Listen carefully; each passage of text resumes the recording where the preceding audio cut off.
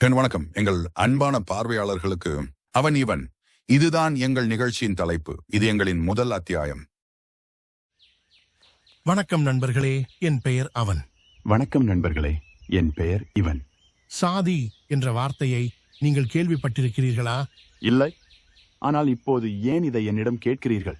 தலித் என்ற எனது மனித நண்பர் ஒருவர் இந்த சாதி காரணமாக அவரது உறவினர்கள் சந்தித்த ஒரு துரதிருஷ்டமான அனுபவத்தை என்னிடம் பகிர்ந்து கொண்டார். இதை நான் எங்கோ கேள்விப்பட்டிருக்கிறேன். ஆம், விஜயின் உரையில்.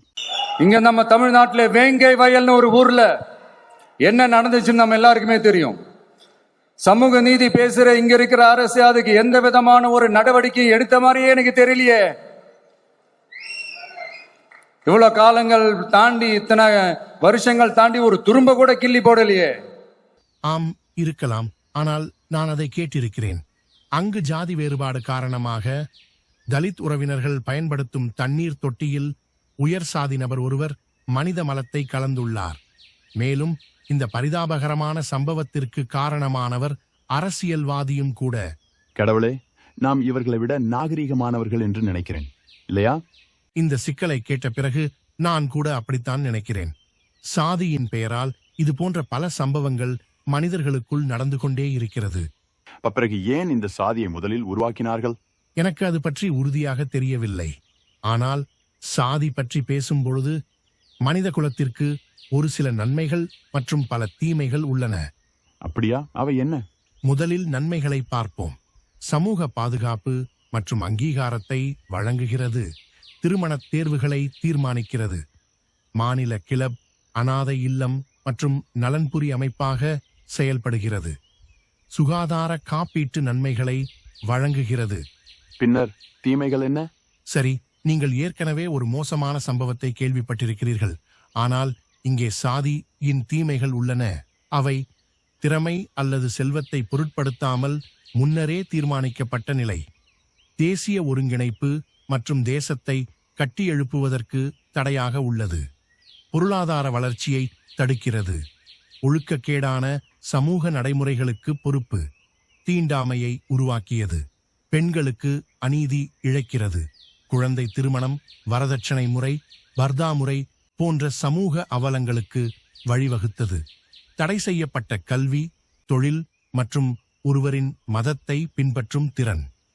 வளங்களை கட்டுப்படுத்த ஒரு சில சாதிகளை அனுமதிப்பதன் மூலம் சமத்துவமின்மையை தூண்டுகிறது. தாழ்த்தப்பட்ட சாதிகளில் பெண்களுக்கு எதிரான குடும்ப வன்முறை சம்பவங்களுக்கு வழிவகுக்கிறது. சமூக சமத்துவமின்மை, பாகுபாடு மற்றும் விலக்குகளை ஊக்குவிக்கின்றன.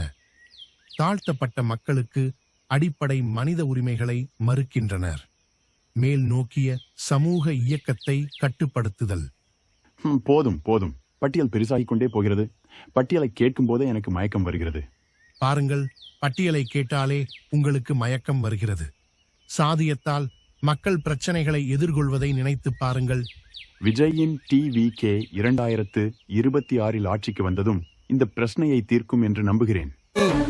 என் நெஞ்சில் குடியிருக்கும் தோழர்களே, பிறப்புக்கும் எல்லா உயிர்க்கும்னு சொன்ன ஆதியோன் திருவள்ளுவருடைய வழியில நம்முடைய தமிழக வெற்றி கழகத்தின் கொள்கை தலைவர்களா பகுத்தறிவு பகலவன் தந்தை பெரியாரையும், பார்போற்றும் பெருந்தலைவர் காமராஜரையும், அரசியல் சட்ட மாமேதை டாக்டர் அம்பேத்கரையும், வீர தமிழ் மங்கை வேலு நாச்சியாரையும், மக்கள் சேவகர் அஞ்சலை அம்மாளையும் நம்முடைய அரசியல் வழிகாட்டிகளாய் ஏற்று சாதி, மத, பாலின பாகுபாடு இல்லாத சமத்துவ சமுதாயத்தை உண்டாக்க மதச்சார்பற்ற சமூக நீதி கொள்கைகள், அதாவது செக்யூலர் சோஷியல் ஜஸ்டிஸ் ஐடியாலஜிஸோட நம்ம தமிழக வெற்றி கழகத்தின் வழியா உங்களுக்காக உழைக்கணும்னு நான் வரேன்.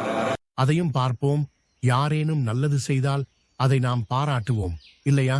சரி சரி, நான் உங்களுடன் உடன்படுகிறேன். இந்த சாதி விவாதத்தை இத்துடன் முடித்துக் கொள்வோம். நம்மிடையே சாதி இல்லாத போது நாம் ஏன் ஜாதியை பற்றி கவலைப்பட வேண்டும்? அதை பின்பற்றும் மனிதர்கள் இந்த பிரச்சனைகளை தீர்ப்பது பற்றி சிந்திக்கட்டும். சரி, வேறொரு விவாதத்தில் சந்திப்போம். குட்பை அவன். பிறகு சந்திப்போம் இவன். நான் கூட விடை பெறுகிறேன்.